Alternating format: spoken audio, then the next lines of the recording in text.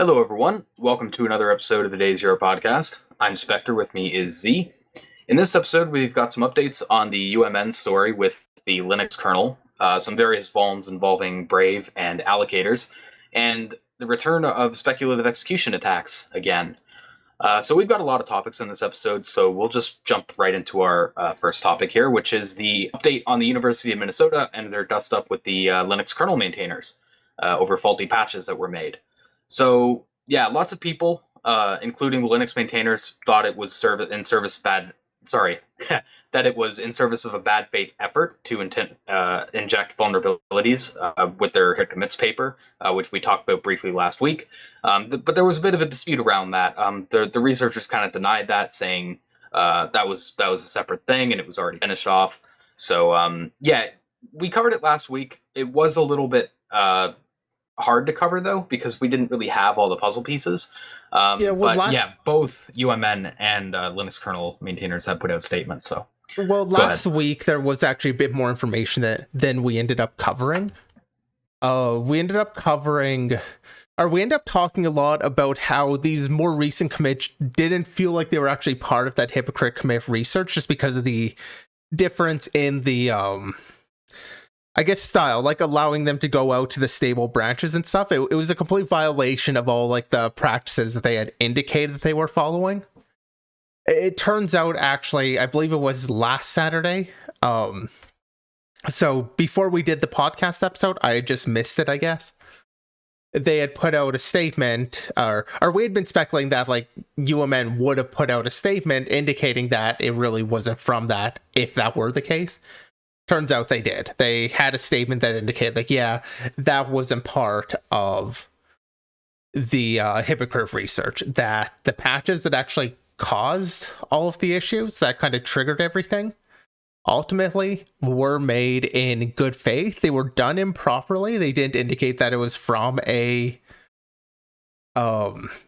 automated system, so like a source scanner in this case, or actually, I guess it wouldn't be a source scanner. The research itself, they indicate, was about finding vulnerabilities introduced through patches. So kind of source scanning, not exactly. I don't know. That research itself hasn't been released yet, so we don't actually have the details on that. But those commits came from that paper. Honestly, like, I feel like the researcher there that ended up making those commits kind of got gaslit on this one. There were a lot of people saying, oh, well, he shouldn't have tried to lie about what they were doing and stuff. And it turns out, like, no, he was apparently being truthful, that this wasn't a bad faith commit. But yeah, so that statement did come out. They have actually kind of made it clear. They've also released a full disclosure file, which includes information about the actual hypocrite commits.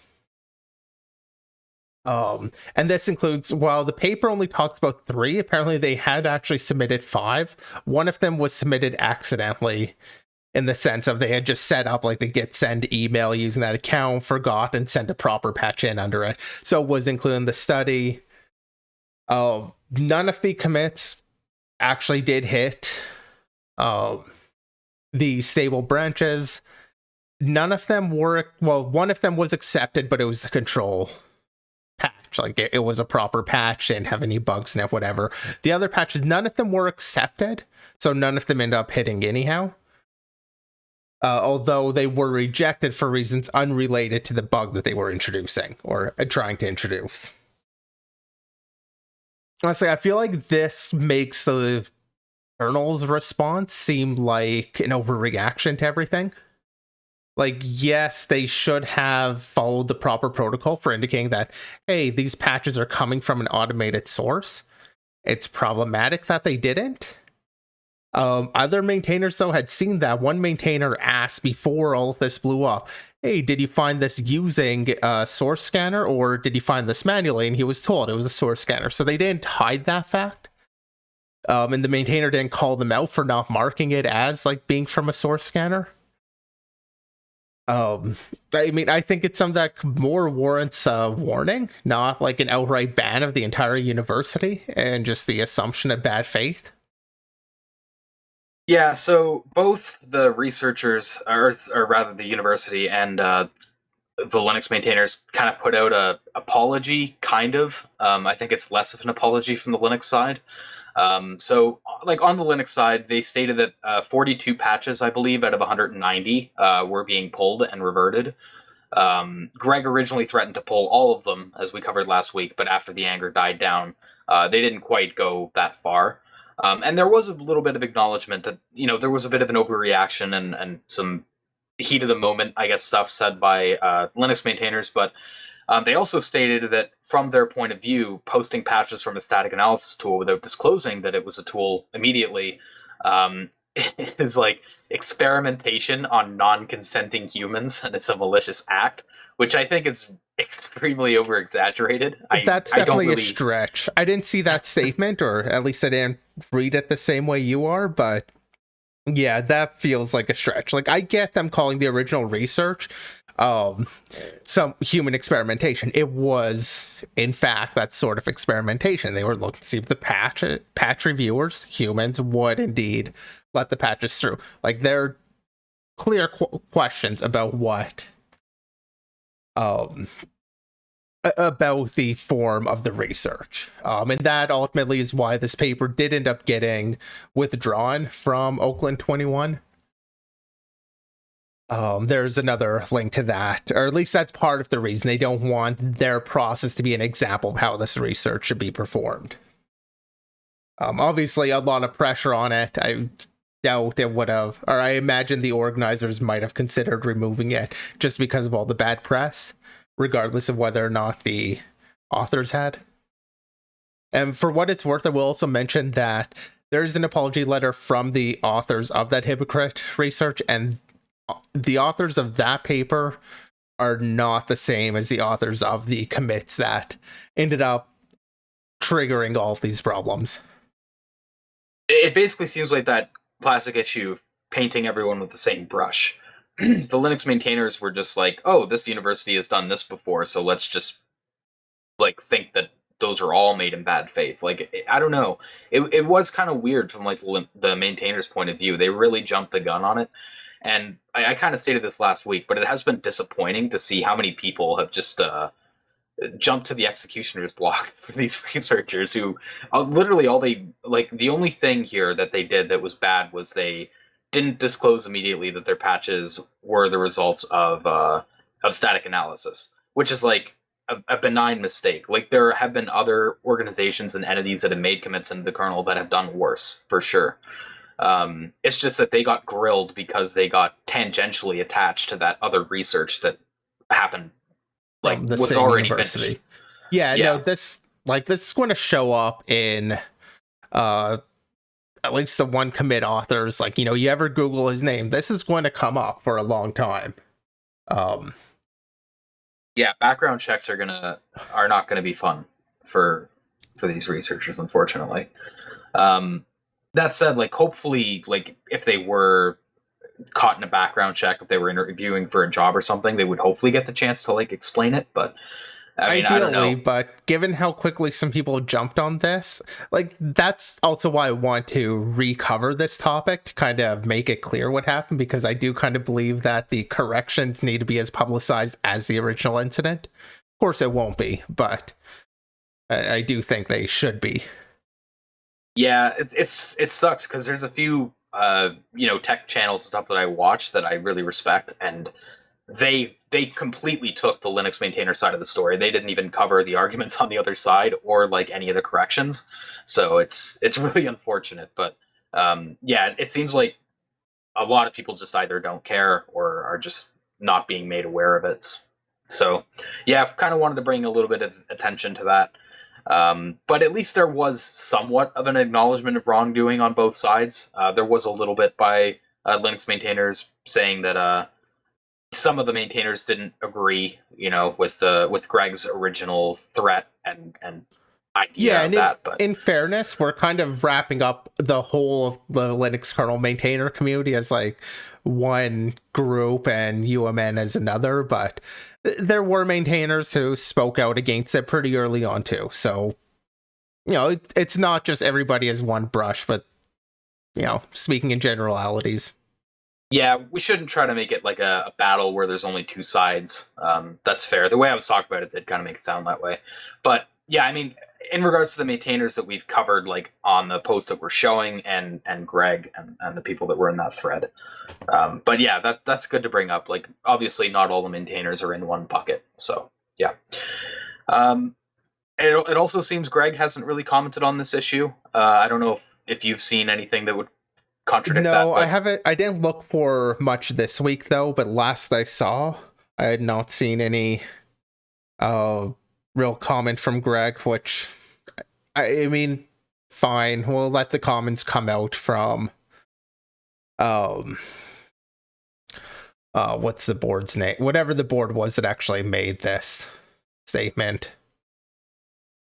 Linux Foundation Technical Advisory Board tab. There we go. Yeah, so I kind of want a statement from Greg or some form of acknowledgement of like that he jumped the gun, because I feel like if there was somebody who kind of does deserve a little bit of blame in this situation, it would probably be him. But I don't know. I guess we'll see as time goes on. If he doesn't address it, then that's totally within his right. But yeah, we'll see.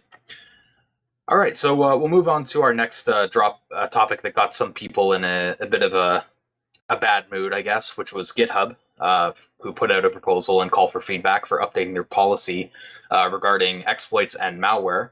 Yeah, and I think it's important that this was a call for comments, not just like, hey, we're changing this immediately, here's what the new policy is, but here's what we're suggesting as new policy, what's wrong with it? And there was a pretty strong reaction. Somewhat, I argue, undeservedly, but at the same time, the InfoSec community tends to jump on any sign of censorship, of security tooling and exploits and write-ups.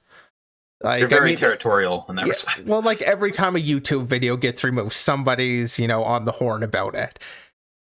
And it's kind of fair, because this is, in a sense, like our livelihood. Our jobs are based around some of these disclosures. So starting to see that being risked, like, you speak up. Like, I'm not entirely against that. Like, bring it up, whatever. It does feel a little bit excessive.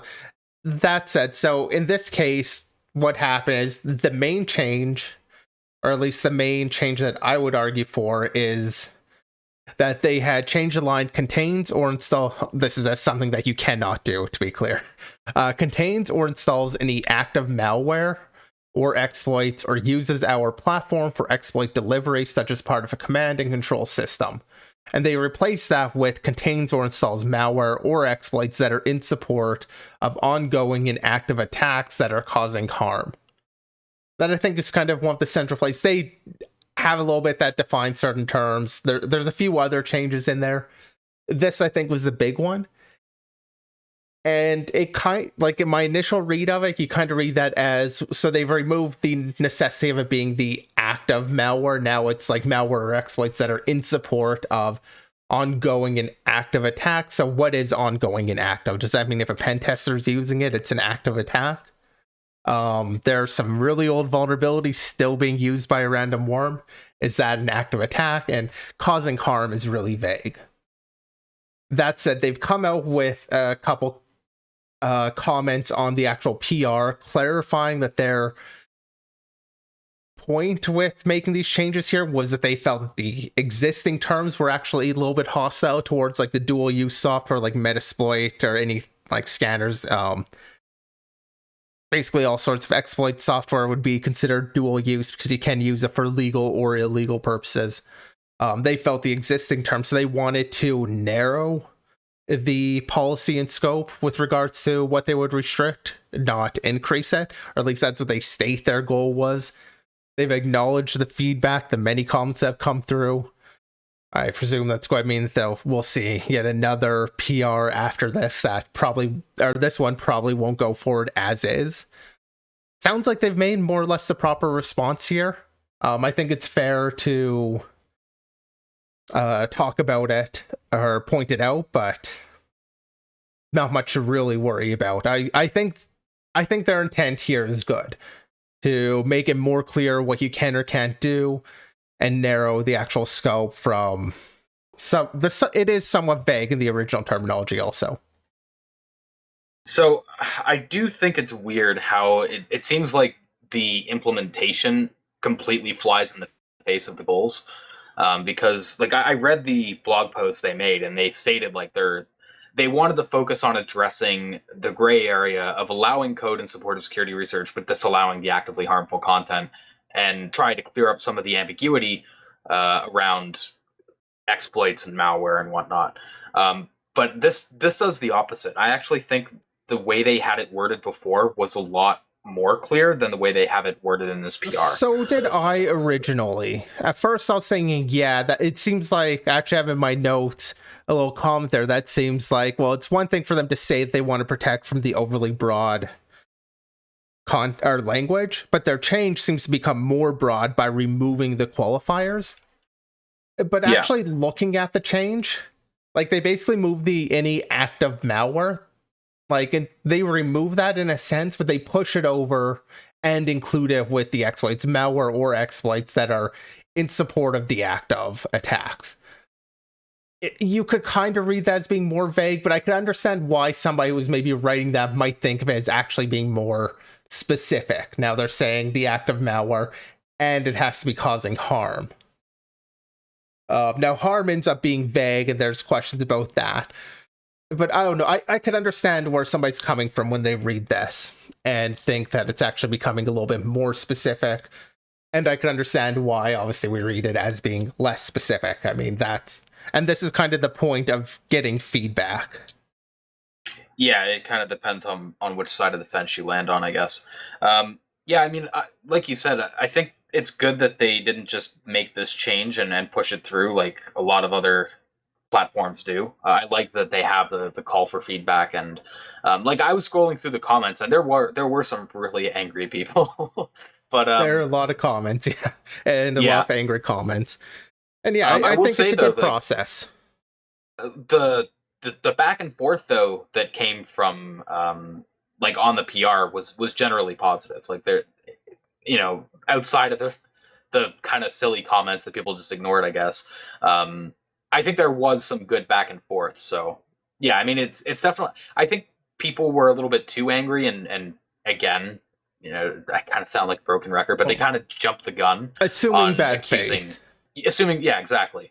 Jumped the gun on going after GitHub and saying, oh, they're coming after us again. It's just another platform going after us. But no, like I do think they have a reason, and a good reason for wanting to address these issues. I just don't think that this is a particularly good implementation, which, like you said, that's the whole point of call for feedback. So yeah, hopefully we see a better implementation at some point, and if we do, we'll probably cover it on the podcast in one form or another. All right, so Defcon Quals happened this weekend, keeping on the train of things that people were mad about. So Order of the Overflow, I think this is their third year organizing Defcon CTF. Defcon CTF will be a little bit more interesting this year than last year, because last year it was like totally online, even for the finals. This year, Defcon is going to a hybrid model, which we wanted to talk about on the podcast, but we totally forgot about at the time, I think. Defcon is going to be in person, though, this year, as well as online. So yeah, CTF will have the in-person component, I believe. I don't know if they said anything definitive on that yet. Yeah, I'm not sure how the CTF, like the main game, is actually going to get organized this year. It'll be interesting to see, because I could see them not wanting to force teams to go there where travel's going to be difficult. If you're outside of the US and you're not vaccinated, you can't go, basically. So yeah, I mean, well, even if you're in the US and not vaccinated, you can't go. They have vaccination as a requirement. But anyway, like, it'll be interesting to see how the finals play out. But yeah, Quals happened this weekend. There were some complaints around the challenges. The biggest thing that I think I saw going around was the fact that there were no web challenges this year. It was basically all reversing pwn and crypto, I believe. So, people who like their web chals were kind of rubbed the wrong way. One thing that a comment that somebody made that I wasn't totally sure on was, did legit BS do web chals? or was that kind of something that Order of the Overflow themselves kind of introduced in their previous years? I wasn't really around for the legit BS era, so I don't really know for a fact on that. Yes and no is kind of the answer on that one. Generally speaking, no. Legit BS didn't do a lot of web challenges, as far as I remember and can tell.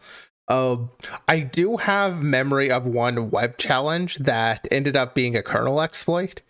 There was an RCE, so it got tossed in as web, but then there was an actual, like, kernel exploit to get the flag, so, you know, you could call that web, but not really. The RCE, I remember being pretty easy. That said, when I was trying to find which Defcon qual that actually was, I couldn't figure it out, so it might have been during the DD Tech era also, so like 09 to 13, 12? I don't remember exactly what year Legit BS took over. Might have been in that era too. That said, as far as I could tell, there was only really 1 year where Legit BS did some web challenges. To any significant degree, and they were kind of web/crypto challenges for the most part. Which was, I believe 2013 had the 3-dub category, which is your www category.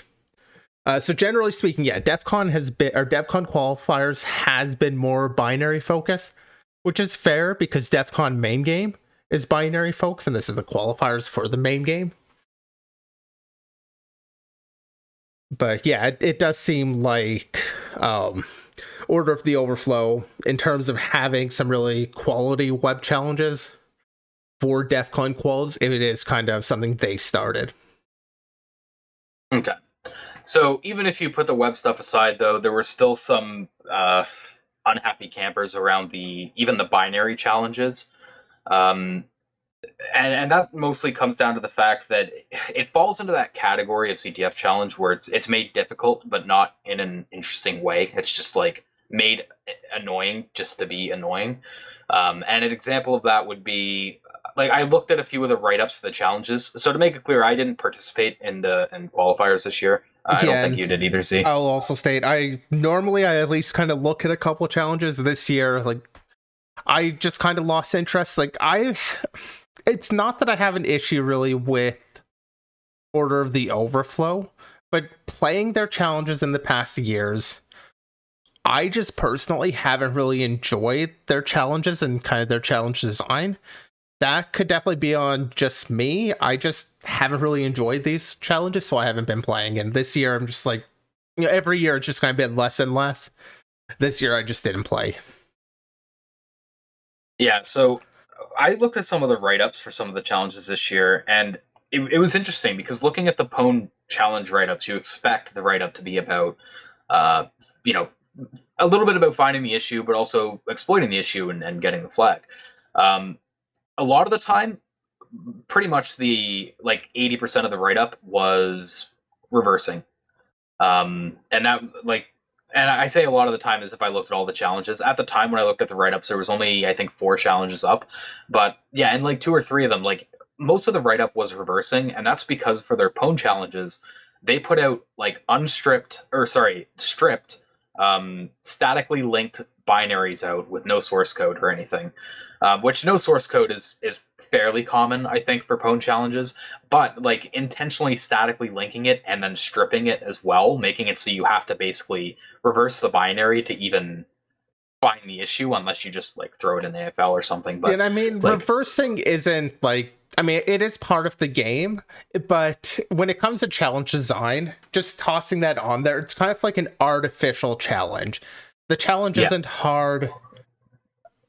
The challenge isn't hard because of needing to do this reverse engineering. It's just tedious. The challenge itself is still kind of focused on whatever the exploit is, you know, being a Pwn challenge, Pwn being the primary part. The reversing is just like this extra step that is kind of unnecessary to the actual exploit and artificially makes it harder. Like I've kind of, with challenges that I've done, I kind of follow the idea of making a challenge, and this is really easy to misunderstand, but keeping challenges as easy as possible, but no easier. And that might come off as being like, okay, just make easy challenges. That's not really what I mean. I just mean, like, don't add any extra fluff that artificially makes something more difficult. If the core of the challenge isn't difficult, then it's just not a difficult challenge. And as long as the core of the challenge isn't being obscure, then it's kind of okay. I don't know. It's hard to. I haven't really set out to explain my philosophy, but I guess if I tried to summarize it, it would just be like, keep your challenge centralized to like the crux of it. Like, don't just try to throw a bunch of barriers to make it so you have to go through layers to even get to the issue. That just makes your challenge annoying, not fun. So I think that was kind of the problem that people had with these challenges, is that it was intentionally made more difficult than it needed to be. Like the actual vulnerabilities, like when I read the write-ups and got to the vulnerabilities, it was pretty straightforward. It was like, oh yeah, it gave me an arbitrary file right, and I just used that to, like, you know, do stuff. Like, it wasn't really complex in the exploitation angle. It was just a lot of work to get there. And that seemed to be like a common thread. There were people who put like their timelines, and they were like, I spent all of Friday and Saturday reverse engineering this in Libre, and then on Sunday I was able to exploit it. Like, people don't want to do that in a 48-hour timed CTF. And I think that, and it basically makes Defcon challenges like manpower oriented. It's not down to interesting design. It's just how many people can you throw at the problem. That's basically what it turns it into. And when you have these massive teams that are competing, I mean, you can't really compete against them when you make the problems oriented like that. It's like, if you don't have the number of team members, you are screwed. You're not going to win. So that's why I think people had a lot of problems with the challenges. And that seems to be kind of what the previous years have hinted to me with Order of the Overflow as well. I played with a couple of the challenges last year, and I wasn't a big fan either. Personally. Yeah, like I will say, I do think OO has had some really cool ideas in their challenges. Like, I don't fault them on like some of the crazy ideas, like going multi-arch for one of them. I remember, I think it was last year before. Like, they've had some really cool ideas for the challenges. It's just the implementation tends to make the crux of the challenge that they're designing this artificial hindrance or hurdle to get over, rather than actually making it an enjoyable part of the challenge. So I don't know. I mean, it's a difference in design. Like I said, I just personally haven't really enjoyed OO as the organizers. It's nothing really against them. They just haven't been for me, so I haven't played. I can't speak about this year's, like I said, but I've seen a lot of comments like that. The other comment I've seen in response there is, you know, how old school players, you know, were fine with all the pwn, and, you know, it's just people complaining now. And I mean, CTFing has become very different than it was even like 10 years ago. Like, just the difficulty of the challenges, the time involved, the difficulty of exploitation has risen quite a bit since then too. But in order to make challenges that are kind of hard for everybody, like, Quals needs to be hard. They can't just have like a bunch of easy challenges. So I get the idea that this is a qualifier for one of the biggest or most important games in CTF, like Defcon main game. It's gotta be hard. So my issue hasn't really been with the difficulty of the challenges, but the actual design, I guess. And I feel like other people are kind of echoing that same statement. Just, they're hard, but not in the fun way. Yeah, it seemed like this is anecdotal, because obviously I don't talk to every CTF player that participated, but it seemed like overall the sentiment was pretty negative. Regarding what you were saying, yeah, so Order of the Overflow on their Twitter put out this tweet that rubbed some people the wrong way. They had this old school CTFers and modern CTFers meme where it was like, OMG, too guessy, bad labels, I only know web crypto. Like, just kind of making fun of, like, I guess, newer CTFers that were complaining. There were people that were really angry in the tweets saying this is gatekeeping and it's anti-beginner. Defcon Quals are not beginner CTF. I'll say that simply. Like, you know, that's not the issue. I do like this okay boomers response though. So I do think it's kind of a dumb meme, and it's like Order of the Overflow is just, they don't want to deal with the criticism. They're like, oh, whatever, we feel like we're the best, and these people are just complaining for no reason, so let's just meme on them. I feel like they're kind of avoiding legitimate criticism with the way they've responded. That said, like with the anti-beginner stuff, I mean, yeah, Defcon is not meant to be a beginner CTF, and I kind of liked Cyphertex's tweet reply from Binary Ninja. He said, like, there's plenty of other CTFs that are tailored specifically at a wider variety of skills or skill levels. Not every CTF has to be everything to everyone. And I think that last sentence with not every CTF has to be everything to everyone is a good statement to echo, because a lot of people, like, it's easy to get into the mindset of thinking a CTF should be tailored towards you. Like, oh, I didn't invite the CTF, just sucks then. Like, it's easy to kind of fall into that trap. But yeah, I mean, there's lots of CTFs out there. Unfortunately, and I don't want to go too deep into this discussion because we're already 30 minutes into the show. We'll probably do a separate discussion video on this. I do think CTFs in general are kind of heading in a direction that I personally don't like. A lot of the challenges are going towards, like, here's a product that we reintroduced an end day into, go and exploit it. Like, it's like the creativity seems to be kind of lost in the CTF space in general. But did you see that in any DEF CON one? That, I mean, I've seen that with some, but I don't know. That's kind of been the type. DEFCON specifically had an end day one, but I could be wrong on that. I'm not 100% sure. That's something that's been around for quite a while. It's just been the type of CTF I just don't bother with. Yeah, but it just seems like those kinds of, I guess, filler challenges are being thrown in more and more.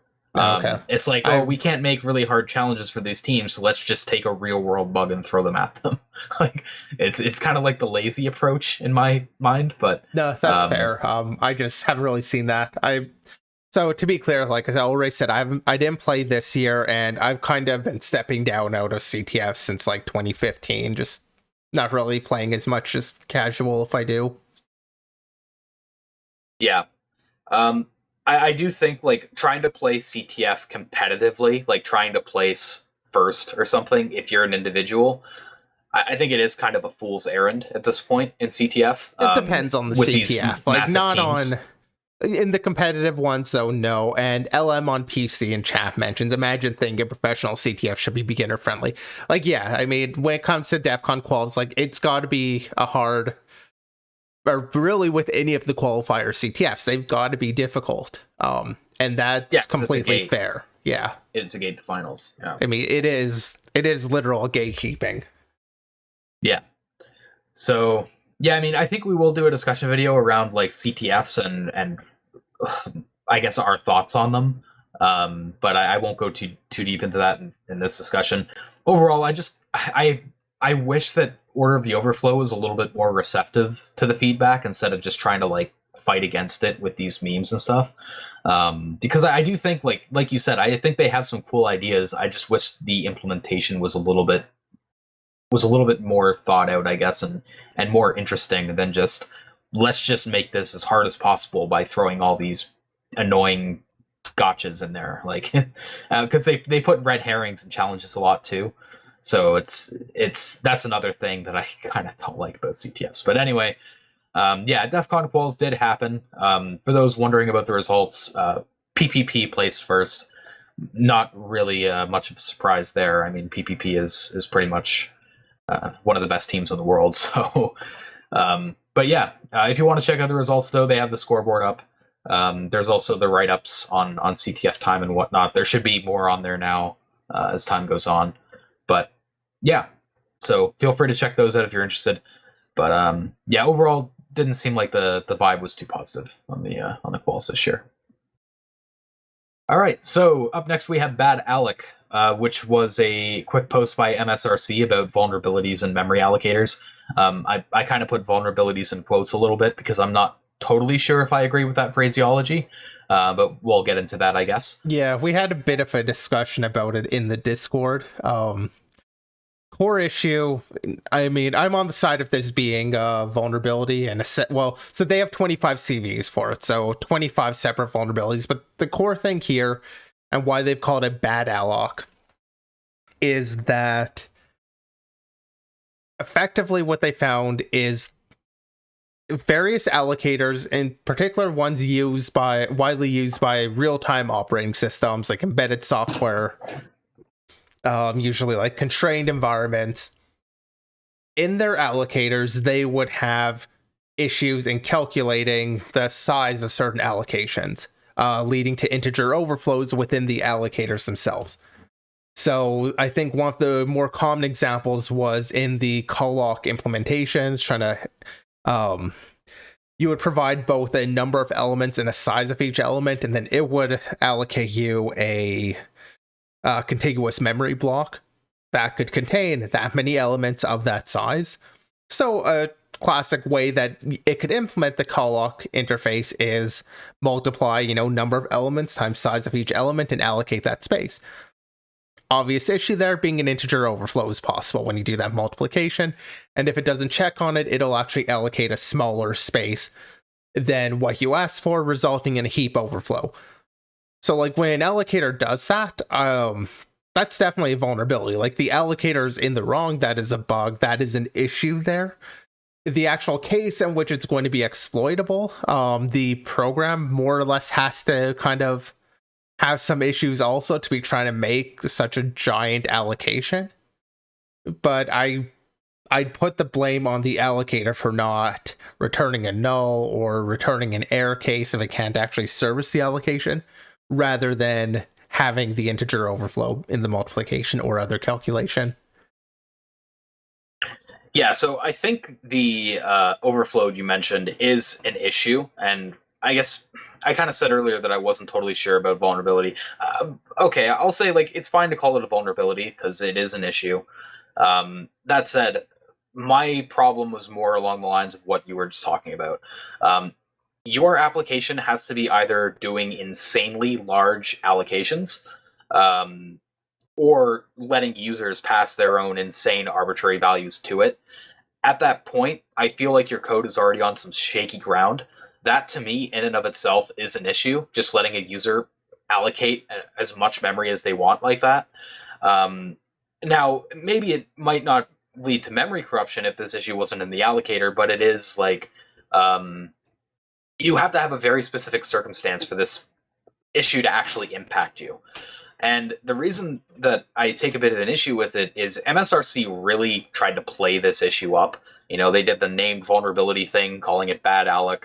And they did an advisory for IoT devices and whatever. It's like, if you are going to be affected by this issue, you probably already have bigger problems with your code base. It's IoT, so you already did have bigger problems. But yeah, I just feel like MSRC was really trying to play this up a lot compared to how impactful it actually is. Yeah, the other thing is just calling it BadAlloc. Part of the reason for using a named vulnerability is to be able to kind of talk about the issue, to add more clarity by grouping them all together with a memorable name. This is just incorrect size calculations or integer overflows. We have a name for this already. It's not new. Yeah, we're renaming integer overflows. So, yeah, I feel like this was played up a bit, but it's fair to call out the issues. I believe were the issues they called out in UC libcl? Oh no, wait, I think that's another topic. I'm kind of conflating with this one. Because they talk about multiple allocators. Well, so they do talk about at least one some existing in a libc, but not necessarily glibc. Yeah. I was just trying to see if I could find exactly which libc they were talking about, but I couldn't. We do have a topic later on that touches on UC libc, so I was kind of... That's this one, UC libc-ng versions prior to 1.0.36. Okay, there is something else later on with them too. But, yeah, okay, fair enough. So that kind of validates that a little bit. But anyway, yeah, overall, it's a fair issue to call out, but it was played up a little bit, so... But... And yeah, I will just kind of get the name on for the episode. Shout out. This was Microsoft Section 52. I can find absolutely nothing about Section 52 besides this report, and they come up on one other page that mentions them. It's uber top secret. Yeah. Yeah, it is a very ominous name, Section 52. It's It's like Area 52 or Area 51. Well, sorry. Palo Alto Networks, they have Unit 42 as one of their threat intelligence groups. Yeah, it's like a military kind of term, makes it sound more scary. You never talk about Section 52. Yeah, exactly. All right, so we'll move into another one of our big topics, which is the return of speculative execution attacks. So, unlike the last one we covered, this one affects both AMD and Intel, where the last one we covered a few episodes back was only affecting AMD. Even ARM this time around, actually, is mentioned in the abstract. The 3 attacks are also a lot more impactful than the recent one we covered with AMD, because one of them is cross-domain and crosses the userland and kernel boundary. Another one is cross-SMT thread. And the third one is transient execution that can leak secrets before the instruction is even dispatched to execution, which means that the previous speculative execution attacks, or the previous speculative execution mitigations, like LFENCE, are basically useless here. So yeah, and I'll just there's a lot of stuff to unpack there. The cross SMT one, I believe, is only AMD. So the vulnerability itself, or the timing side channel, exists within the micro operation cache, and that is not shared across like hyperthreads on Intel. So the cross SMT thread one only impacts AMD, or some AMD processors, not all of them. Okay. But kind of jumping forward onto what the actual issue is, like Spectre was just alluding to, it happens, or it gets around things like LFENCE and existing mitigations. So that, I think, is kind of the novel thing here, the important thing. But the core of the issue, like I mentioned, this micro-op or UOP cache, is basically when the processor goes to decode instructions, so reads in the bytes on the processor cycle, reads them in, fetches however many, and then needs to decode them, those what they'd call macro-ops, into micro-ops. So that is the microcode that actually kind of implements each instruction. That is kind of an expensive process, so there exists the cache that instead of fetching and decoding, it can just stream them out of the cache instead. So that creates the observable timing side channel, where depending on which instructions are executed, they may be fetched out of the cache, or they might be decoded. Obviously, the cache is going to be much quicker to actually perform. What's interesting about this one is because it's in that instruction cache, or in like that decoding process, it's before any of the instructions are executed. And that means that like something like an LFENCE, which controls speculation across that boundary, like the actual execution of it, it's happening before it executes the instruction or sees the instruction. So it basically just happens too late. So the existing mitigations are happening too late to actually have an impact on this one. So I thought that's a really neat area. The paper ends up going into like details about the actual replacement strategy and use for the micro-op cache. Now hot code, recently executed code, will be in there. They talk about their own little displacement attack to determine which UOPs were recently executed. Kind of giving you a lot more details, but the gist of it is being able to leak kind of a secret dependent jump or branch, so you can know if it took a branch or not. And that's really kind of the gist of it. Yeah, so I'll kind of put the usual disclaimer when we talk about this topic here as well. Just saying that we can't go super deep into the technical details because the microcode level and like CPU speculation is not really Z's or my field. We don't go that low level. So yeah, I mean, this is kind of like our understanding from reading the paper. Obviously, when you get to speculation and these kinds of performance optimizations with like the micro-op cache, it does get pretty complex at that level. So we are kind of hand waving a little bit there. But the paper does go into the deeper details on that cache and how it works, and the differences between like the traditional instruction and data caches and the micro-op cache. The paper gives a lot of the details and on like what, like the background and on exploiting it.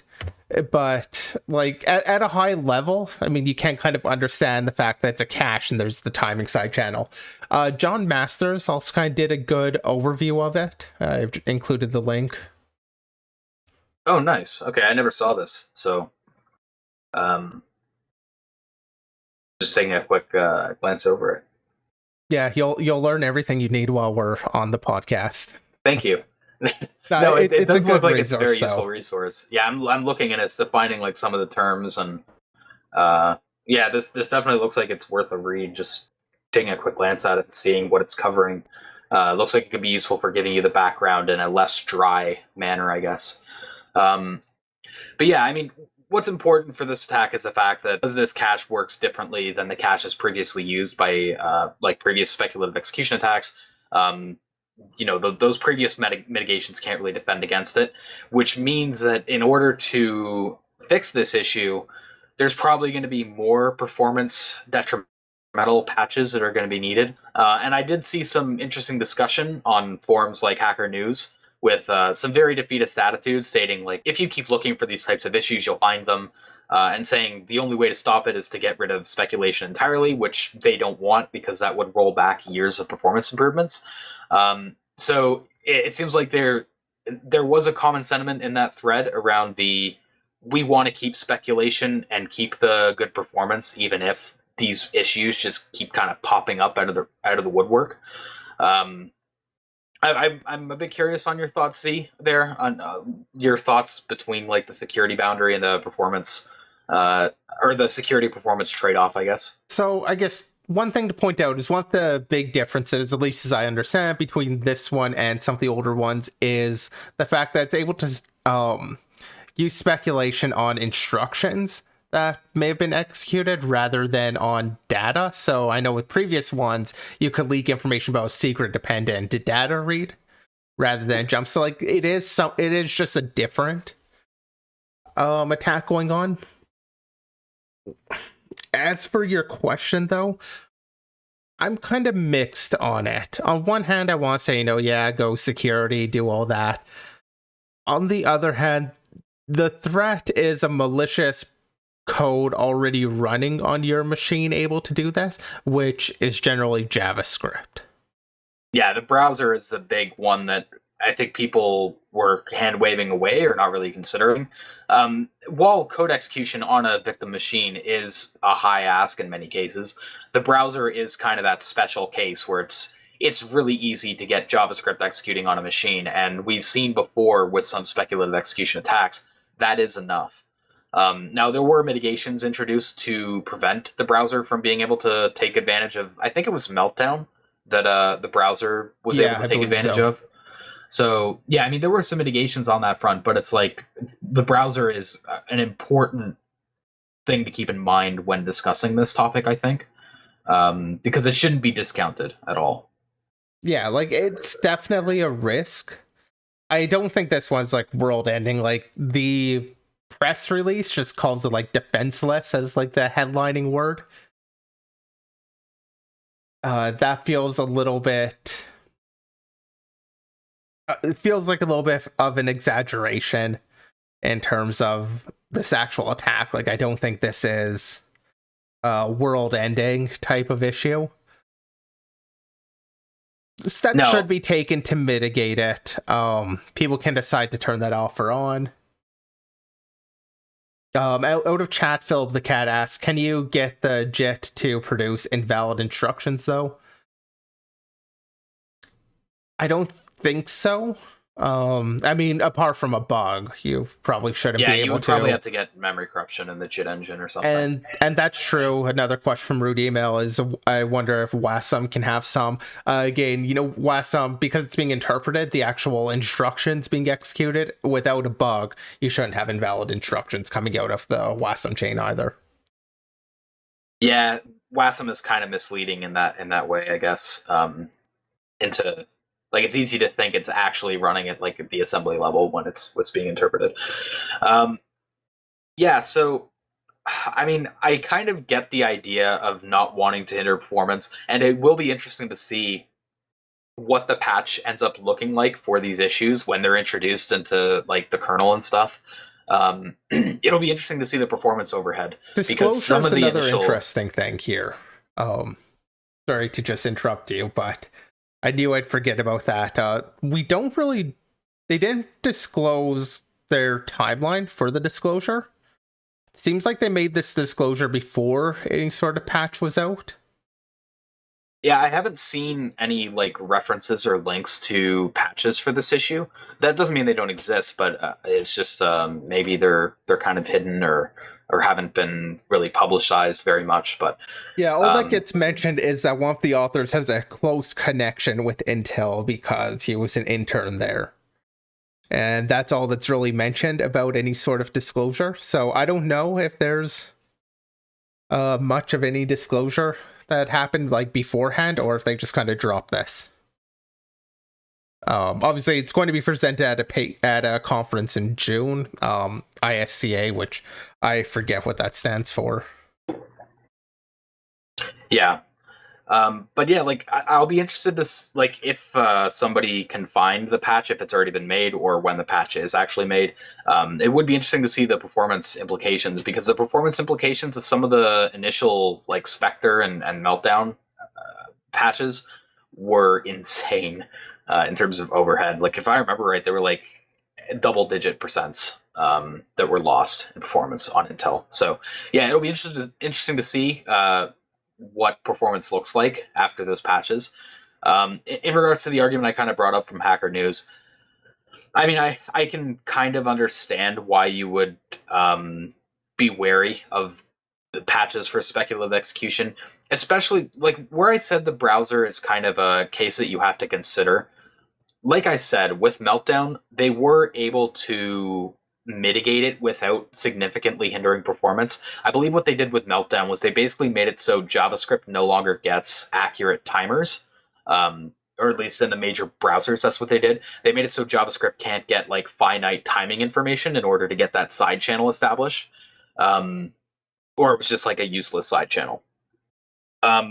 So if you can do things like that on the browser side and try to protect the most vulnerable applications, then yeah, I would kind of agree with the impact of speculative execution being pretty limited. If you have to run like a C binary or be able to run assembly directly on a machine, that is a pretty high ask.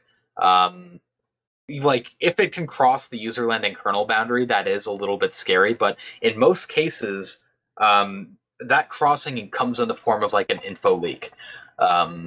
If you can't compromise kernel integrity directly, like you can't trigger like a memory corruption or something, then I think it's less of an issue, because info leak in kernel is not super difficult to do anyway if you have code execution already. Like I've kind of said it before when we talked about speculative execution, but it's one of those things where there's often going to be an easier route you can take in an actual attack scenario. Is an attacker going to use speculative execution? Probably not, unless they absolutely have to and they have nothing else, because it's not the most ideal way to compromise a target. So yeah, I do feel like spec exec is kind of blown up a little bit out of proportion in terms of impact. That said, I don't think we should just ignore it entirely. They are issues. We should try to address them. But yeah, it's a tough area, because it's one area where, like, when we talk about exploits on this podcast and patches for them, it's very rare that we ever consider like performance implications of a patch. Like it's just not even in the discussion. But in speculative execution, it is, because it's in such a sensitive component in how the CPU works. So yeah, it's kind of a tough issue, I guess. K9 saying apparently two new ones just dropped. 2 new speculative execution attacks, like beyond the ones that were covered in this paper, you mean? Or I just need a little bit of clarification on what you mean by that for me to be able to talk about it. But anyway, yeah, I mean that's pretty much all I have to say on this topic. Yeah, I'm just mostly looking forward to what the patches look like, honestly, for the future for me. I think so. It was tweeted earlier today. Don't know if it's this specific paper or not. Okay, fair enough. So we probably won't be able to comment on that in the podcast, but I will take a look at them, and maybe we can talk about it in the Discord a little bit, or we can make a tweet about it or something if people are curious. But for now, we'll move on to some of our exploits of the show. Non-speculative execution exploits, anyway. Only took us an hour to get here. Yeah, usually we're here like 30 minutes ago, but today's a really packed episode. So, our first exploit topic is Brave on Android, and a vulnerability that can allow remote cookie stealing through a malicious web page. The issue basically comes down to the content URI, and that can be used to download the cookie jar from its own private data storage into the publicly accessible downloads folder. That kind of provides a foothold. The issue there being that Brave itself configures itself so that its root directory for the file provider is its actual root. So you can access both public and private files, including cookie file. Yeah, so that's the main thing of the issue, is that you can leak across that boundary. So they reported that the blog post does get a little bit more interesting when they try to see if they can hit it from a remote context, because obviously, if you can pull the cookie jar file into the public downloads folder, that's great. But if you don't have access to the user's private download folder, public download folder, through a malicious application, then what good does that really do you? So they actually found a way to be able to abuse the same functionality to get an HTML file downloaded, which would then use an iframe in a second stage through another tab to extract and send the cookie file to an attacker-controlled server. So I thought the converting it into a remote attack aspect was pretty interesting. But basically, the issue just boils down to allowing that URI handler to access the private file store and being able to cross that boundary of private and public storage on the device. This issue would require user interaction, so it's not zero-click. Since you would need to go to an attacker-controlled web page to start off the attack. But I mean, that's not a huge ask, so it's still a decently impactful issue, which Brave agreed with, as they rated it as a critical issue and paid a $500 bounty. In terms of timeline, the initial bugs were reported in the middle of May last year. Fixes were deployed in the middle of June, but there was apparently a regression or something, so the issue was then finally refixed on October 23rd. I thought that was kind of interesting because it's not often we see regressions mentioned in exploit timelines. But yeah, relatively quick and straightforward issue. But it's kind of neat. It's not the kind of exploit we typically cover on the show. So just wanted to. I thought the actual exploit strategy was kind of cool on how they took advantage of it, turned into a remote issue. Yeah, for sure. So we have our weekly OAuth-based issue that allows takeover of Facebook accounts through CrowdTangle, which is a social media monitoring platform for brands to use. I mean, they abuse OAuth. It's not really an OAuth issue, though. Yeah, so the issue itself is a little bit weird, and it does involve... it's basically an issue in the control flow for the OAuth. And it basically comes down to being able to use redirects in order to steal limited access tokens from a Facebook user. So the OAuth callback for CrowdTangle will do this thing where it'll set a cookie that contains a redirect URL on an authenticated page, then follow that with the access token to a potential attacker-controlled redirect URL through cookies. Sorry, go ahead, Steve. So it is attacker controlled. So the redirect URL cookie is set apart from the actual callback. So just when you access any sort of page that requires a login on apps.crowdtangle.com, which is a first-party Facebook application, any page there that requires a login, it's going to set that cookie and then redirect you to the auth page so you can just log in. The thing is, the Facebook callback, so when you log in using Facebook, it will use that same cookie when it redirects. So Facebook, you go through the OAuth process, Facebook sends you back to this /Facebook/auth page, and then that page will redirect you based on the cookie. The cookie's value needs to be still on apps.crowdtangle.com. You just control kind of the endpoint that it goes to. So then there's an open redirect in... they don't really explain how this open redirect works. They just have this custom page /e/x/x/hash, and that hash part can be some sort of encoded string that represents another URL that it'll send you off to. Yeah, they kind of keep it vague on the open redirect. Yeah, it's a little bit vague there, but it's enough information. You get an open redirect there. So Facebook redirects you back, and then you go to that custom page, which then takes to the attacker page. So by starting off a request first that just gets that cookie set to go to your custom page that requires a login, and then you get the user to go to Facebook to log in, or go through the Facebook authentication, so it redirects them to Facebook/auth, which redirects them based on the cookie, which redirects them to the custom page, which redirects them based on the hash to the attacker page.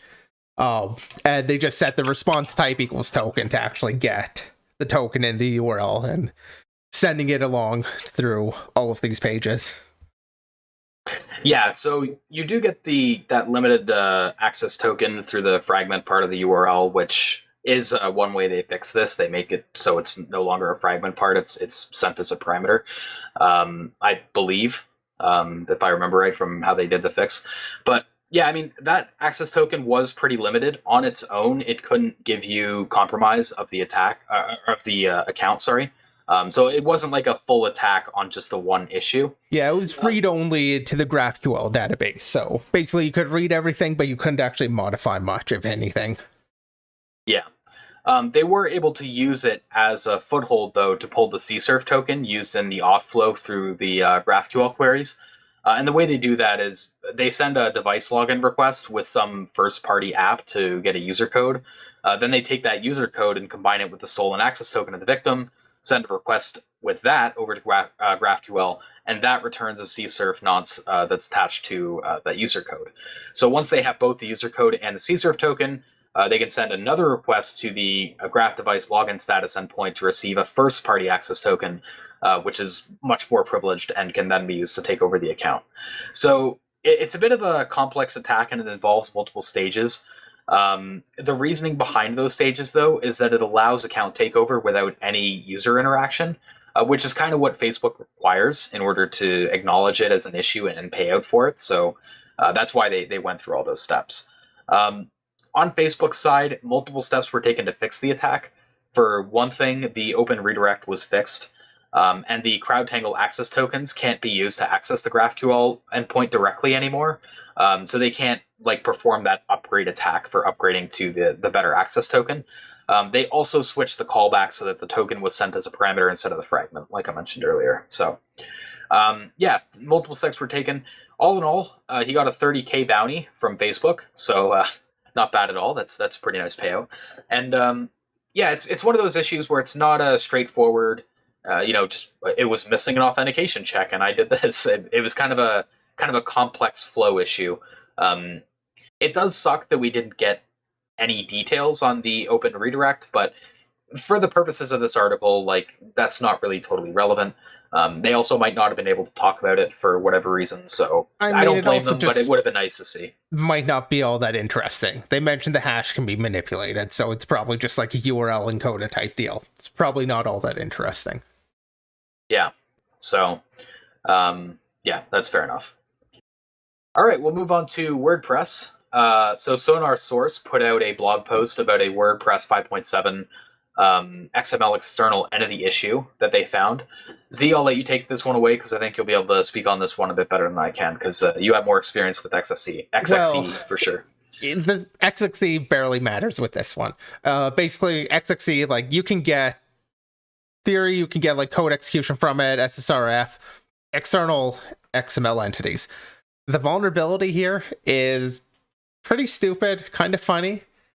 In versions of PHP prior to 8, the XML loader, they would call this function libxml disable entity loader true. What this would do is it would disable XML entities, external XML entities. I'm not sure if it would disable all entities or not, but they would call that, it would prevent the attack. On 8.0 and above, they wouldn't call that function because it's been deprecated. It's deprecated because by default, it won't do the entities. But when they actually make the call to simple XML load string, they have this flag added on there, the libxml no ent, which, libxml no entities, what that means is that it's going to enable entities, and it will replace all entities. So the output will have no entities remaining in it. Thus kind of the name. So what that ends up doing is it will enable remote or external entities. Basically, so on versions higher than PHP, because it calls that function, or because it calls with that flag, even though the default is not to have entities enabled, it will go ahead and include them, or it will go ahead and resolve them on versions greater than 8, because you never called anything to tell it otherwise. So pretty stupid issue. Just not being aware of the side effects of the flags. Yeah, which I do like seeing those kinds of issues because they're kind of fun. Just talking about like it's easy for a developer to not fully read what a function does and the implications of it. And I've definitely been bit by that before too. So it's one of those ones where it's very forgivable, I guess, even though it is kind of a silly issue. But yeah.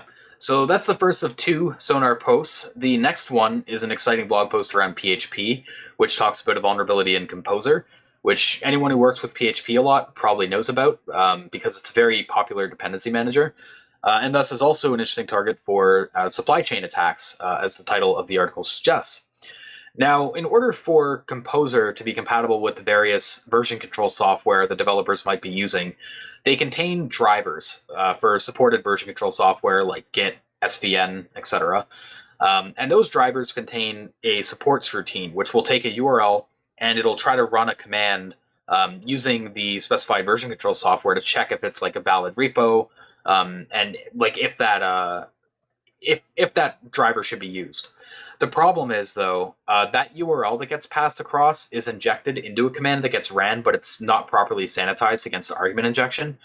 So if an attacker passes like a double dash for the start of the string, they can inject an arbitrary option or argument into Git or whatever other version control is in play. So the first place they highlight this is in the Git driver in the supports routine, but this issue is present in other drivers as well. Such as SVN and HG or Mercury, which I believe is the one they actually take to getting a remote shell. So this is a cool bug that exists in multiple places.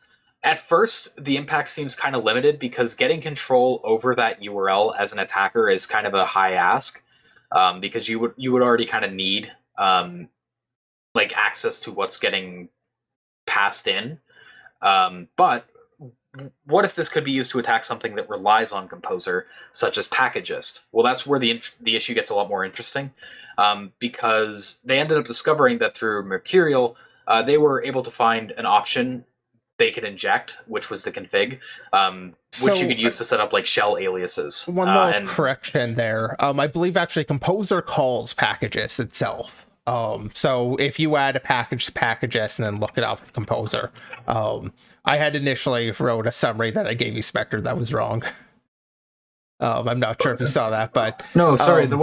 But it's not just your summary. The way I read it was that it was the other way around. Composer will first query Packagist to obtain its metadata, and then that metadata is what gets fed into like SVN or whatever. So that's where it gets the URL where you can either download like the distribution, so like a already pre-built archive, or you can download the source. It'll get those URLs from Packagist, so then you can add your malicious repo into Packagist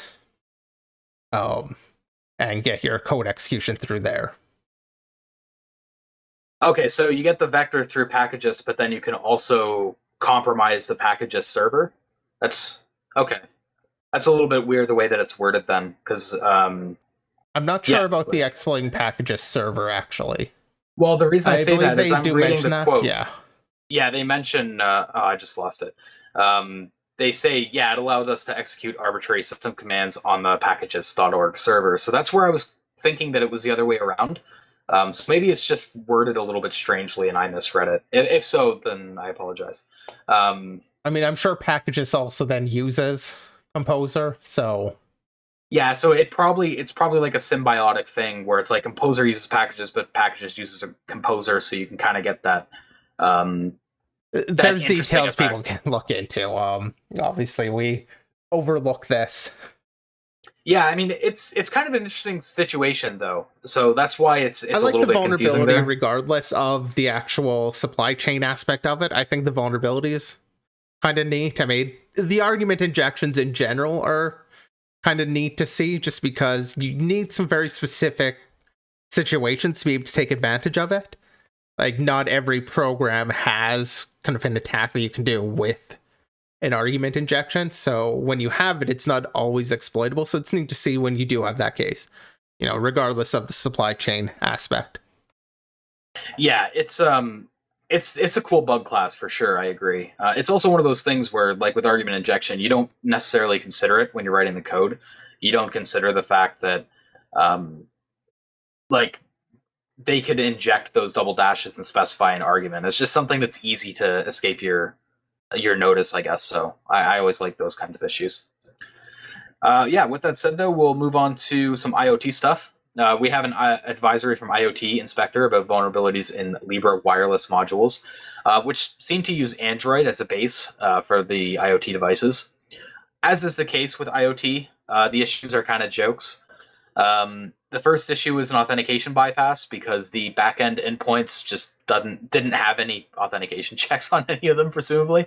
So yeah, they had like this front end where they prompted for a password, but that was literally just for the front end. If you just called like the back end, like the underlying APIs, you could just use them. So yeah, this whole thing is very meme worthy. Like the first one there, like, hey, yeah, there's ADB over TCP as root. So you get a root shell that it'll expose.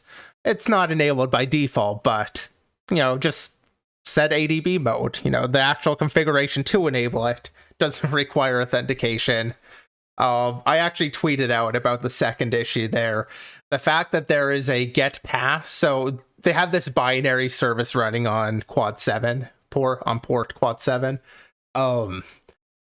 Custom protocol, but they have a get pass command. Why is there a get pass, and why doesn't it require authentication? Yeah, it's a pretty wild endpoint to have, and you could basically use it to request a device configuration in plain text. And there was another problem there too that was kind of related to it. There was an info leak through another command. Yeah, all the read underscore commands. Yeah, you could leak NVRAM, which contained things like the Wi-Fi password and account tokens. That could also just be read out in plain text with no authentication. So just some really strong... some very meme-worthy issues. Yeah, that's really wild. Philip the Cat says get pass is probably used by the front end to validate the password. I could see that maybe, yeah. That would be... Well, yeah, so it's not like a endpoint get pass, Philip. It's still part of their custom protocol here. Sending the null bytes there, ending with get pass, then gets the password in the response. Which it could still be like utilizing. It still on the could front be end. used somehow like that. It's still, if you're writing this code, you've got to feel like something's wrong here. This just screams like we don't care. I think it's impossible to make these kinds of issues without knowing about it. I feel like it's just one of those things where they do it and they're like, well, do we really need to like put in the effort here and care about this? Like, maybe not. They just continue on. So yeah, these issues are just kind of like messed up. I often say the issues with IoT are pretty like low-hanging fruit, but this seems even worse than many of the issues we've covered with IoT. It's like I said, it's like they didn't even really try. The timeline was also a bit of a mess because at first they struggled to get the vendor to even like confirm any details without signing an NDA. Luckily, the issues did get fixed within 4 or 5 months. But yeah, I mean, it's not super encouraging to see NDAs being thrown around in the vulnerability submission process to a vendor, of all people. Like, NDAs are somewhat common in other areas. Like, if you're selling to a non-vendor, like maybe like CDI or CRDM or something. But like going directly to a vendor and them asking you to sign an NDA is kind of... It's a red flag. It's not a good sign. We'll put it that way. So yeah, I mean, we kind of say like the response to these issues is where we put more stock into. And if like a company responds well, even if the issues are memes, we kind of like cut slack there, and it's like, okay, at least they responded well. Here, it seems like it was even a mess in trying to address the problem. So, yeah, it's hard to even throw a bone in that respect with this story. But yeah, I mean, if you're looking for some fun bugs that are just like really stupid, this is the blog post for you, I think. But yeah, not too much more to talk about there. Our next topic is a little bit more interesting, though, and it is the macOS Gatekeeper Bypass. So this was published by Patrick Wardell. He does some macOS stuff. I think we talked about him before. I think we've covered some topics around him before, but I don't have those on hand. But anyway, this talks about a macOS Gatekeeper Bypass. Gatekeeper being the mechanism Apple uses to enforce code signing and make it a real pain to run anything that isn't verified by Apple, to protect the user against malware and malicious code and whatnot. Well, this bug was a logic bug in the policy daemon, which determines what to do on a file, whether or not to let it run, or prompt it with Gatekeeper or whatever, right? The way that's tagged is through a file attribute, a custom file attribute they specify called the quarantine attribute. And these attributes are checked on downloaded scripts and executed files. And it's also supposed to be checked in bundled applications, which contain like the Mako executable files, scripts, whatever. The problem is in this case, in the case of bundled apps, it's possible in the path for script-based applications, you can fool the policy daemon into thinking it's not actually a bundled application. And that's because they do a check on whether or not it's a bundle by checking if the application contains a property list or info.plist file, which is basically like a metadata file. It contains a list of properties like the app's main executable and stuff like that. So if you just don't include that file, it thinks, okay, this is not a bundle. And then it takes a different path where it just sets that allow flag. So because of that confusion with allowing the script-based application to be misclassified, that allow flag gets set, the script can get ran, and there's no like prompt or blocking of that getting ran, even though it's not a signed or verified application or script. So yeah, it's kind of a complex issue. We did have another blog post that talked about this issue that I think was a little bit unaware of the implications there, because it's not like they don't just allow, like it's not like they just don't care about scripts. Like if you just send an application to be installed and it contains a script, they're just like, oh, okay, we'll just run that. Yeah, that's not actually what happened. It was actually like an internal confusion that caused a path to get taken when it shouldn't have. Yeah, so Cedric Owens was the one who actually originally found the issue, although he didn't root cause it to get exactly how it was happening, just he can make these apps that didn't get blocked by Gatekeeper. So he ends up talking about how he made them, and that has the focus on the actual script there, whereas the post that we're actually using on Objective-C.com focuses a lot more on the root cause, or at least has more information about the root cause here. Yeah, so like it's totally fair that they had that issue and like didn't do like the deep RCA, and they reference this Objective-C post in their blog post, which is actually how I got to it. But yeah, it's not like, I just want to make it clear, like it's not like macOS was just like, okay, we don't care about scripts inside of application bundles. They do try to prevent against that. It's just that there was an edge case basically when it came to checking whether or not the application was a bundle or not. So yeah, it was a little bit complex in terms of the state management. This post is extremely long. It's like 14,000 words. Obviously, we're not going to be covering everything in the blog post. It goes really deep into the background of like Gatekeeper and the internals of it, which is like very interesting, but a lot of it isn't necessary for understanding the core issue. So like if you want that background information, that post is there for you. You can scroll through it. That said, if you were just looking for the issue, you should probably just skip to like the last couple sections basically, and the conclusions. That'll get you like pretty much where you need to go if you want more information on the detail itself. But yeah, it basically comes down to a subtle logic bug. So yeah, pretty cool attack, and it's fun to see macOS stuff because it's one of those targets where we don't get to see it super often. It's kind of the forgotten one in the podcast. All right, so we have another Talos post this week as well. This one a Linux kernel info leak through procfs, through the proc PID syscall file. The kernel does have to be configured with the config have arc tracehook config option set, which I think is default set to Y in a lot of distributions. That said, I meant to go and check, but I totally forgot. So sorry. But I believe that should be a default config. But anyway, regardless, that config does have to be enabled. So if the target has like a makefile set up that doesn't have that, then this isn't a viable attack. But the issue is an info leak due to truncation on 32-bit systems. Fairly straightforward. The object that gets sent out contains fields for 6 argument registers as uint64s. On 32-bit systems, though, they just leave the unused upper 32 bits uninitialized and truncate the write to a 32-bit register. And that's an issue because the proc PID syscall function doesn't account for the 32-bit versus 64-bit. It just uses the long format specifier regardless.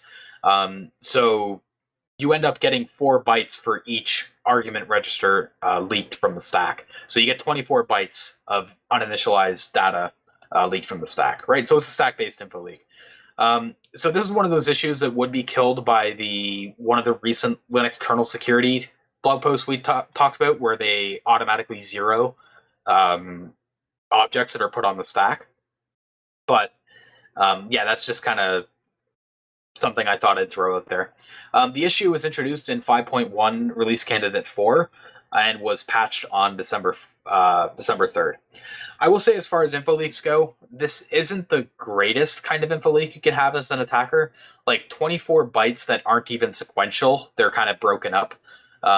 That's not an awesome info leak. There's definitely better ones out there, but I could see this being exploitable. If you can manage to get a pointer allocated in the slot that you can leak of a kernel pointer, and you can disclose the upper 32 bits of that pointer, that can be extremely useful, especially for a kernel, if you were looking for a kernel heap address, or a kernel text address, actually. The ASLR happens in those upper 32 bits. So yeah, this could totally be useful, but it is kind of not the greatest info leak, I guess, if you were exploiting. Sorry, Z, you were going to say something there? Well, I was going to say pretty much what you just said.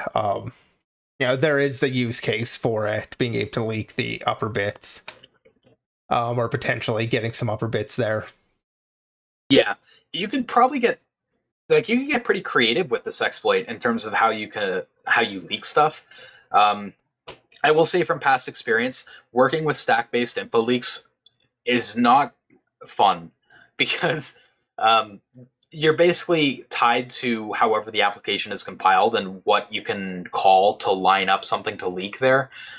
You're kind of limited in what you can do, and you basically got to brute force to try to find something useful to leak. So this could make for an interesting exploit if somebody wanted to take this and try to chain it with something else.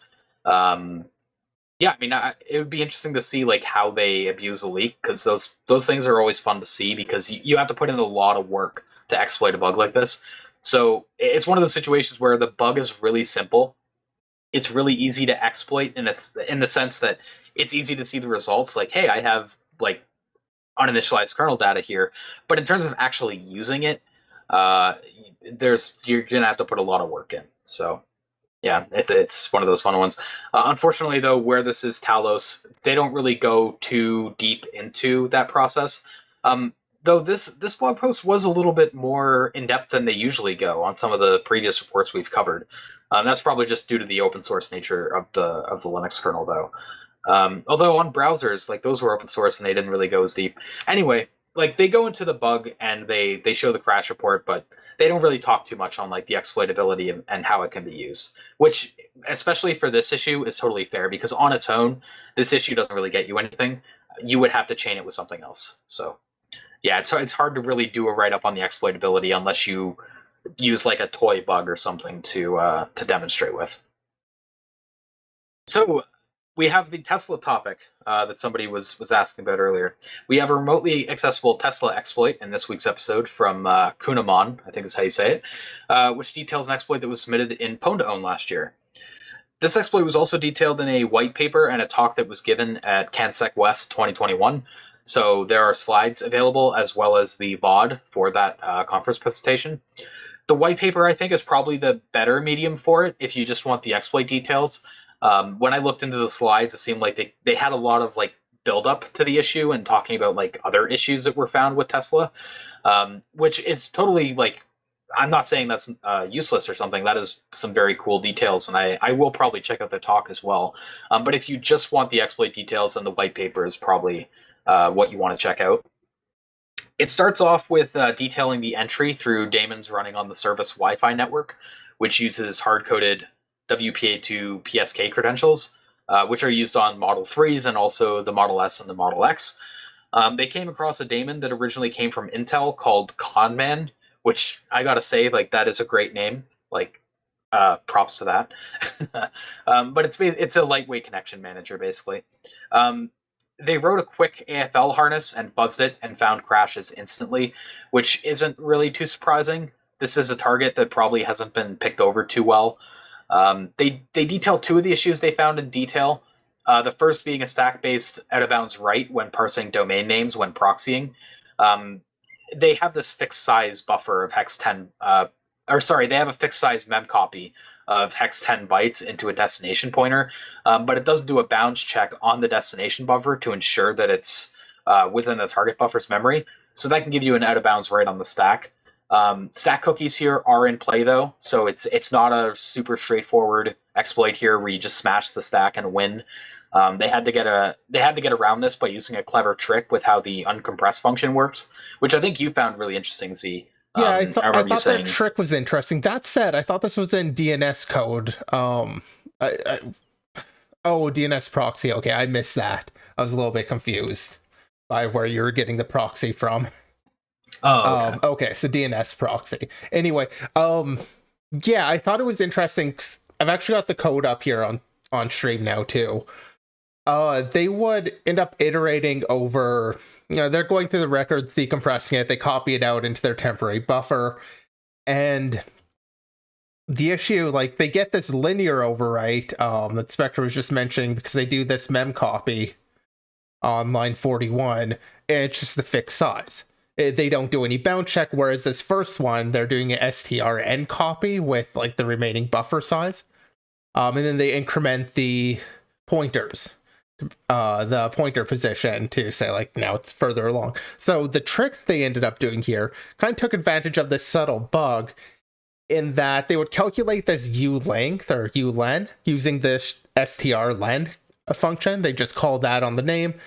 But when they actually would copy it into the buffer, they're using strn copy. So that's where they're passing in, like, the remaining buffer size. So they could actually have a desync between how much they increment the pointer by and how much strn copy actually copied out. And so with that, they could have it increment further than the buffer actually wrote, and using that, they would be able to skip over the canary and just write the saved return address. So I thought that was kind of just a neat trick to go about this, and just a little subtle bug. Yeah, sorry, I just had to step away for a second. So yeah, the second less interesting bug that they detailed, but it was still necessary, was in the DHCP packet processing. By sending an option packet with no option data, you could basically leak data through that uninitialized option data, because the packet's backing buffer is never zeroed, like it's not memset or whatever. So that gave them an info leak in order to leak return addresses to bypass ASLR and be able to full chain it for RCE. So yeah, that gave them RCE in the connection manager, which let them perform various actions like access the car's infotainment system while it was parked. They could unlock doors. They could pop the trunk, all that kind of stuff. So it didn't compromise drive control, which is a good thing. But it basically gave you access to anything else. So yeah, pretty impactful RCE. And like you said, I think the exploit strategy was pretty cool. It's I don't know if I've ever seen anything like that with, like, how it was taken advantage of. I can't think of an exploit I've seen that uses that trick. It's kind of a special situation where you're actually able to increment over it versus just having a linear overwrite. Yeah, I mean, I'm not sure if I've seen it before or not. Like, I've definitely seen things messing with the pointer increments before. I'm just trying to think specifically to get around stack canaries, or if it was just like get around a crash or something. Yeah, it basically comes down to just being able to leapfrog that stack canary. And there is this kind of statement I've seen floating around from people where they think stack canaries completely kills stack-based exploits. Like stack overflows are dead because stack canaries exist. I mean, yes, a straight up linear stack smash, those kinds of issues are dead. Well, you can still target it. You start targeting like the data on the stack, though, which maybe you don't have anything, but the option is there for your data-oriented attacks. Yep, that's another thing. But like people often forget that like there are stack-based out-of-bounds writes you can have where you can do that leapfrogging, where you can just jump over the stack canary, and those are always fun to cover because. Like it has a special place in my heart because we actually did that on PS4. QWERTY's 4.55 exploit, I think. It was a BPF stack-based bug. Well, it wasn't like it was a race condition that led to a stack bug. And that was basically what we did there was we just jumped the return, like the stack cookie entirely to just hit the return address. So types of attacks because they're fun to see. Yeah, we'll jump into our next issue, though, which is from SSD Disclosure. It's a bug in Netgear R7000 routers, as well as some exploit details and some juicy drama. First, we'll talk about the bug, as always, which was a heap overflow in HTTPD they submitted through ZDI. The issue is improperly restricting the HTTP post request payload against the content length, because as an attacker, you can control the content length, which is used to allocate a heap buffer, which then gets the data copied into it through memcopy. Because you can control the data and the content length separately, you can cause that discrepancy, which can give you the heap overflow scenario. For exploitation, they attack the allocator itself with a fastbin attack. They basically corrupt the fastbin to return a chunk with a controlled pointer, which you can use to get an arbitrary write. To do this, though, you do need some circumstances lined up. You do need to have two allocations from the same fastbin made in succession. And they also can't exceed the threshold of the fastbin size, or else the allocator will just consolidate the chunks together to satisfy that request.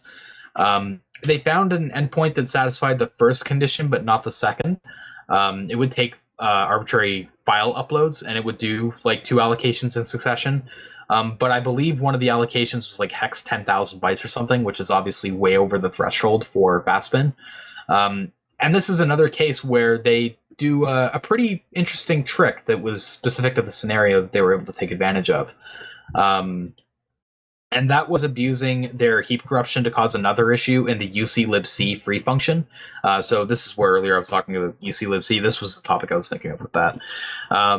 So yeah, their free function, if you tried to free an 8-byte chunk, it would lead to an out-of-bounds write, since that would evaluate to -1. And the reasoning for that is usually you can't create 8-byte chunks, I don't believe, in UCLibc. It has a minimum chunk size of 16 bytes. But because you've already broken the integrity of the heap, you can forge an 8-byte chunk, and that's kind of where you can create this issue where there previously wasn't one in the free function. So they use that to smash the max fast field of the malloc state object, which happens to line up with the -1 indexing into the array. That way they can smash that threshold so that even though there's like a hex 10,000 byte allocation, it still ends up going into the fastbin. And they can combine that to overwrite the God entry for any function they want to get code execution. So yeah, another bug where the issue is pretty trivial, but the exploit strategy was really interesting and unique. So yeah, we've got a few cool exploit topics this week. Specifically, their choice or being able to target the max fast was interesting. I mean, the actual heap exploitation overriding the forward pointer, standard fare when it comes to, like, that's kind of what you're targeting whenever you get a corruption in a fastbin. Like fastbin Duke will kind of target that. So fairly standard there, but yeah, going for max sag using that -1 index, I think's a neat trick. Yeah. Katori 1965 from chat said, "I'm salty. I looked at that binary and missed the vuln." I kind of resonate with that. With some of the targets I've looked at when I've missed stuff, you definitely feel dumb. But it's just one of those things where you're not going to catch everything, right? So it happens. But yeah, I think we have one more exploit topic of the show before we get into shoutouts and start wrapping things up. It is a Parallels desktop post from ZDI. Parallels desktop is like a virtualization software for it's used on macOS, and they have two hypervisors. They have this proprietary hypervisor, and they use the macOS hypervisor. And what they target here in this blog post is the proprietary one from Parallels. So they talk about some of the reverse engineering they had to do because obviously where it's proprietary and closed source, they had to reverse. Luckily for them, they did have like function names. Symbols weren't stripped, so that made it a little bit easier in that process. The function they target is the OTG handle generic command function, which gets called through a hypercall in the UEFI firmware. They found two vulnerabilities, a heap overflow and a time of check, time of use. Basically, it was a double fetch info leak. The heap overflow was the result of the size of UEFI variable names not being validated when passed to commands. So when it attempts to read the variable name into the request name in the host kernel heap, it can overflow, right? Because there's no restrictions on that size. They have a snippet of a panic they invoked by triggering that bug. They don't take it to like full exploitation though. The second issue was the time of check, time of use, which I thought was a bit more interesting. It's essentially a double fetch when reading variable names or querying variable info, which it does revalidate on write requests, but it doesn't revalidate them on read requests for whatever reason. I guess they just thought like reads were safe. So because the value it's fetching is in the guest's kernel memory, which is attacker controlled, they can just put a good value in there, then swap it out later on for a malicious value since it never gets revalidated. They can use that to trigger an out-of-bounds read and get a very useful info leak, which should be chainable with the previous bug for a full escape. Yeah, they don't demonstrate that attack, but it should be possible. It's not necessarily that it doesn't validate, it's that it relies on the userland side to do the validation, that when it gets that status 0 back, that's when it goes like, okay, it's been validated by the userland side to say it's okay, but there's that race in between. Yeah. I mean, I love these types of issues because I just love race conditions in general, but double fetches are unfortunately something you don't see super often anymore. Like you used to see them in kernel, but since I think the last time we talked about hypervisor actually was another double fetch. We've definitely talked about some double fetches related to hypervisor, so I feel like that's something to look for. Yep, so I was just about to get to that. So like kernel, you used to see them kind of, but since the mitigations have come along that prevent directly dereferencing user memory, they're pretty rare nowadays, and like pretty much extinct. Most of the time getting data from the user is written in a fairly secure way because you're forced to use the APIs. So it'll grab the value and store it in the kernel control buffer. But like you were just saying, hypervisor seems to be the one area where double fetches still seem to be a viable bug class. So yeah, I mean, if you're looking to do hypervisor research, it's definitely one you should be keeping in mind. And it's I feel like we say like kind of the same things a lot on the show because we do, but double fetches are another reason why centralizing code is important. The way that this class of issues was killed in like the Linux kernel and stuff, and FreeBSD kernel, whatever, is because you centralized around needing those APIs to cross the kernel and user boundary. So that's it seems interesting that they don't already try to do something like that with hypervisor. I guess it is a little bit harder because you're dealing with like two separate systems instead of just a kernel userland isolation. But yeah, like centralizing everything into an API for fetching untrusted data is the best way to work around these types of double fetch issues. So it's just kind of a point in favor of the code centralization, as you call it, Z, which it shows how like important it is for defense in depth. But yeah, that summarizes all the exploit topics we've had for this week. We do have a few shoutouts as well. I think all of them are yours, so I'll let you take them away. We've got lots of shoutouts this week, actually. Yeah, like we got 5, so... Yeah, it'll be a bit of a longer segment for that. Yeah, well, I'll go through them kind of quickly here. First one, exploiting undocumented hardware blocks in LPC 55S69. We were going to include this as part of the episode. Fortunately, episode's kind of running long. I don't like to cut content just because it's running long, but it's also an area that I don't think we're going to be able to comment very strongly on. Unfortunately, I actually didn't get a chance to fully read this, but I've seen it getting linked around, so I still want to include it. Seems like it's a really cool write-up. I just can't give a lot of details on what it's about because I haven't actually read it, but it just came out, so, check it out. Hopefully it's interesting. We also have one bug here from Sick Codes with the Python standard library IP address.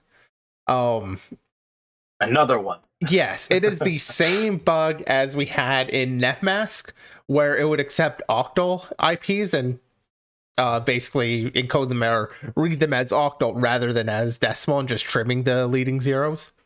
Same issue as we've seen before, but I mean, Python standard library, somewhat impactful there. Bishop Fox put out a post about ham hacks, basically introduction to like some software defined radio, just kind of getting involved with that, looking into that a little bit, some of the hardware options. Just really basic introductory coverage. This is an area that kind of interests me. So, I've owned a HackRF1 for several years and haven't really done a lot with it. But always kind of keep meaning to do something with it. So hopefully I'll get around to that eventually. Yeah, for sure. Definitely. Just like the Hack 5 stuff that I have that I will definitely use soon. Hack 5, I mean, I could go on about that, but I feel like so many people buy that and just become like the pineapple and stuff, and it just becomes a novelty because they have no idea what to do with it. I had some ideas for what I bought with Hack 5, but yeah, it's one of those things where I buy it and I know I'm never going to use it. So yeah, I mean, I got my Hack RF free back when they first launched. They gave them free to the first like however many people. So I got it back then, but otherwise I probably wouldn't have bought it. Oh, okay. So you're kind of you don't feel as bad, I guess, about not using it since you didn't pay for it. No, enough. I mean, I still wish I'd use it more, but yeah. And then next, this was Heapy, a heap or a happy heap editor, based on like GDB Jeff. Basically just looking there to kind of understand the heap, what looks like a little bit better snapshots. Looks like a really cool tool. Just saw this over the weekend. Probably could help with some CTFs, maybe Defcon ones, maybe not. I don't know how much heap there was with this year's. But looked like an interesting tool to check out. And lastly, I think, LiveQL. So I've talked a few times about CodeQL throughout the podcast episodes. Yeah, anyone who's listened for a while knows that Z is a fan. Yeah, like I think it's a cool tech. I'm excited to see how it goes. I have a few issues with it. Part of that's been just the learning resource, although there's definitely been more since GitHub has made it more accessible. One of the things they've done here is this LiveQL, where they partner somebody who's very knowledgeable with CodeQL with a security researcher, and they'll talk back and forth, work on some queries. In this case, it was for a Apache Druid vulnerability.